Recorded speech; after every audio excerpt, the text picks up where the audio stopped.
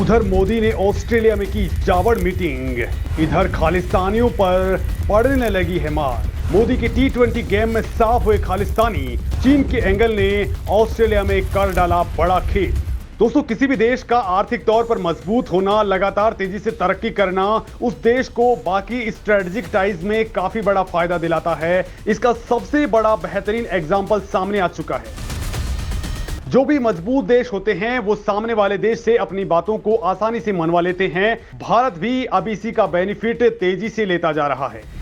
दोस्तों, आपको पता ही है कि खालिस्तानी मूवमेंट को लेकर के मोदी सरकार ने अब अपनी कमर कस ली है और न केवल भारत के अंदर बल्कि भारत के बाहर बैठे खालिस्तानी आतंकवादियों और उनके एलिमेंट्स को पूरी तरह से अब साफ किया जा रहा है और यह कार्रवाई लगभग पूरे दुनिया में स्टार्ट हो चुकी है। भारत को इसी दिशा में एक बड़ी सफलता भी मिल चुकी है। ऑस्ट्रेलिया के ऊपर मोदी का प्रेशर अब तेजी से काम करने लगा है। दोस्तों, मोदी ने एक ही तीर से ऑस्ट्रेलिया के अंदर कई शिकार कर डाले। एक तो ऑस्ट्रेलिया के साथ भारत ने रिश्ते मजबूत बना डाले, चीन के खिलाफ दोनों एक साथ आ चुके हैं, यूएनएससी में ऑस्ट्रेलिया भारत के साथ खड़ा हो चुका है, तो वहीं अब भारत विरोधियों का खेल भी खराब होने लगा है। दोस्तों, ये खेल करने में मोदी ने कुछ ऐसा गणित सेट किया है जिसे सुनकर आप भी बाग बाग होने वाले हैं। लिहाजा इस वीडियो पर मेरे साथ बने रहिए क्योंकि मैं आपको जो कुछ बताने वाला हूं वो आपके लिए बहुत ही बेहतरीन होने वाला है। दरअसल दोस्तों, भारत और ऑस्ट्रेलिया के बीच रिश्ते अब T20 वाले मोड में पहुंच चुके हैं। मोदी की ऑस्ट्रेलिया यात्रा क्वाड देशों के मद्देनजर आयोजित हुई थी, लेकिन अमेरिकी प्रेसिडेंट जो बाइडेन वहां पर नहीं पहुंचे, उनका कार्यक्रम रद्द हो गया। लेकिन इसके बावजूद भी मोदी ने यात्रा नहीं टाली। मोदी ने संबंधों में आती मजबूती को और ज्यादा उफान देने के लिए बहुपक्षीय मीटिंग के बजाय द्विपक्षीय मीटिंग की स्ट्रेटजी को सेट कर डाला कि इसका अब अमेरिका ही नहीं बल्कि जापान भी दीवाना हो उठा। वैसे दोस्तों, एक साल के अंदर मोदी और ऑस्ट्रेलिया के पीएम अल्बनीज 6 बार मिल चुके थे। पिछले एक साल में यह हमारी छठी मुलाकात है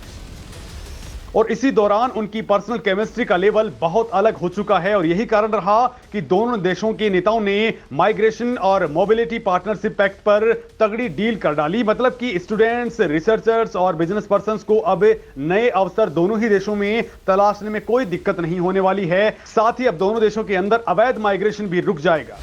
Bharat Australia green hydrogen task force पर काम करने का ऐलान हो चुका है। दोस्तों, ऑस्ट्रेलिया में लगभग 7 लाख से ज्यादा भारतीय अध्ययन कर रहे हैं और अब यह आंकड़ा तेजी के साथ बढ़ने वाला है।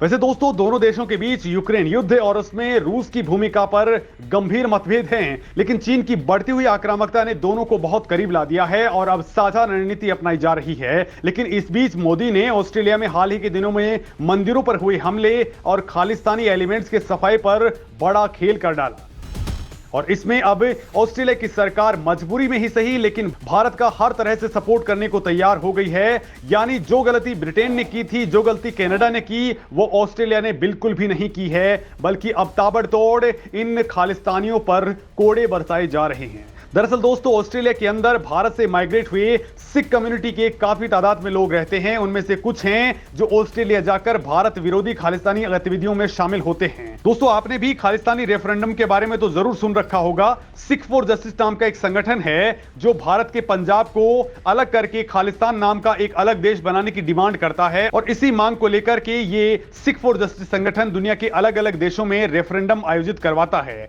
आमतौर पर ये रेफरेंडम उन्हीं देशों में करवाए जाते हैं जहां पर सिख कम्युनिटी के लोगों की तादाद बहुत ज्यादा होती है, जैसे कि America, Canada, United kingdom, Australia और कुछ यूरोपीय कंट्रीज। इस रेफरेंडम में होता क्या है कि सिख फॉर जस्टिस द्वारा एक जगह डिसाइड कर ली जाती है जो कि एक कम्युनिटी हॉल भी हो सकता है, ओपन गार्डन हो सकता है या फिर कोई गुरुद्वारे के पास वाली लोकेशन हो सकती है। लोकेशन फाइनलाइज होने के बाद में विदेशों में जो भी सिख कम्युनिटी के लोग रहते हैं उनको वहां पर इन्वाइट किया जाता है। आसपास के एरियाज में गुरुद्वारा में अनाउंसमेंट की जाती है, सोशल मीडिया के जरिए एक कैंपेन चलाया जाता है ताकि वो सब लोग लोकेशन पर जाकर के वोट करें। वोटिंग में सिख समुदाय के लोगों को इस बात पर वोटिंग करवाई जाती है कि क्या वो खालिस्तान नाम का एक अलग देश चाहते हैं या फिर नहीं। इस रेफरेंडम के दौरान भारत विरोधी नारे लगाए जाते हैं, भारत के लीडर्स को बेहद गालियां दी जाती हैं, साथ ही भारत विरोधी बैनर्स भी लगाए जाते हैं। लेकिन अब दोस्तों ऑस्ट्रेलिया में यह दुकानदारी बंद होने लगी है। दरअसल सिख फॉर जस्टिस ने ऑस्ट्रेलिया के अंदर सिडनी में रेफरेंडम को लेकर के एक इवेंट आयोजित किया था, जहां पर खालिस्तानी इश्यूज के ऊपर वोटिंग होनी थी। लेकिन अब वहां पर ऑस्ट्रेलिया की सरकार ने इन खालिस्तानी मूवमेंट्स पर रोक लगा दी है। ऑस्ट्रेलिया ने खालिस्तानी रेफरेंडम के प्रोपेगेंडा वाले इवेंट्स को अब लगातार कैंसिल करना शुरू कर दिया है। दोस्तों इसी तरह का मामला कनाडा और ब्रिटेन के अंदर भी देखने को मिला था, लेकिन उन दोनों ही देशों ने ना तो इन पर रोक लगाई, बल्कि उन्होंने भारतीय दूतावास के सामने भी कोई सुरक्षा मुहैया नहीं करवाई, जिसके जवाब में मोदी सरकार ने तुरंत ही भारत के अंदर ब्रिटेन के दूतावास से अपनी पूरी की पूरी सुरक्षा व्यवस्था को हटा डाला, जिसका बड़ा असर यह हुआ कि तुरंत ही ब्रिटेन को यह एहसास हो गया कि भारत अब बड़ा खेल करने वाला है। और दोस्तों इसी दौरान भारत ने जो फ्री ट्रेड एग्रीमेंट पर बातचीत चल रही थी उसको भी रोक डाला, जिसके बाद ब्रिटेन पूरी तरह से हिल चुका है। क्योंकि दोस्तों कहा जा रहा है कि इस वक्त ब्रिटेन में आर्थिक सुनामी आने की दर 80% के करीब पहुंच चुकी है, यानी 80% संभावना है कि ब्रिटेन में अब आर्थिक संकट और आ जाएगा, जबकि भारत में ये 0% बताया जा रहा है। दोस्तों भारत जिस तेजी के साथ आगे बढ़ रहा है, जिस तेजी से भारत मजबूत हो रहा है, लिहाजा वो दिन भी जरूर आ जाएगा कि ऑस्ट्रेलिया नहीं बल्कि कनाडा, अमेरिका या फिर ब्रिटेन सभी देशों के अंदर भारत के खिलाफ होने वाले खालिस्तानी रेफरेंडम को पूरी तरह से बैन कर दिया जाएगा, क्योंकि इनको भारत की जरूरत अब बहुत ज्यादा पड़ने वाली है।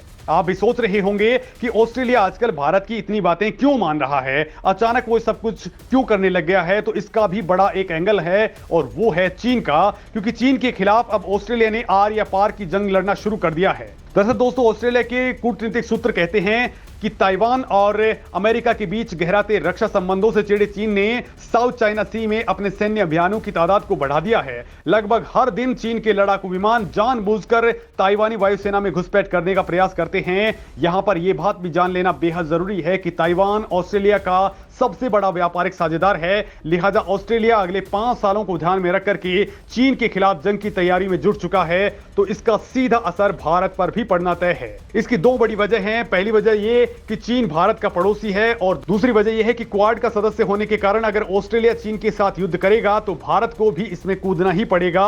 लिहाजा भारत और ऑस्ट्रेलिया ने जापान के साथ मिलकर के लंबी दूरी मिसाइलों का परीक्षण करना अचानक से बहुत तेज कर दिया है। परीक्षण के साथ ही तीनों देश दुश्मन के मिसाइल डिफेंस सिस्टम को ध्वस्त करने की प्लानिंग पर भी तेजी से काम कर रहे हैं। दोस्तों ऑस्ट्रेलिया अमेरिका के साथ मिलकर के सबमरीन प्रोजेक्ट्स पर काम कर रहा है, तो वहीं जापान भी चीन के साथ मोर्चा खोले हुए है। इतना नहीं, भारत ने भी अपनी इंटरकॉन्टिनेंटल बैलिस्टिक मिसाइल अग्नि 5 को आधिकारिक तौर पर अपने जंगी बेड़े का सदस्य बना लिया है, जबकि मीडिया रिपोर्ट्स बताती हैं कि हिंदुस्तान ने 12,000 किलोमीटर तक मार करने वाली MIRV मिसाइल अग्नि 6 और करीब 16,000 किलोमीटर तक मार करने वाली सूर्या MIRV मिसाइल भी बना ली है, जो एक बार लॉन्च होने पर दुश्मन के करीब 10 ठिकानों को जला करके राख करने की कुव्वत रखती हैं। लेकिन चीन के साथ अगर क्वाड देश भिड़ते हैं तो चीन को बचकर भागने के लिए अब कोई मौका नहीं मिलने वाला है, क्योंकि अमेरिका, ऑस्ट्रेलिया, जापान और भारत इसको ऐसा कोई मौका नहीं देंगे।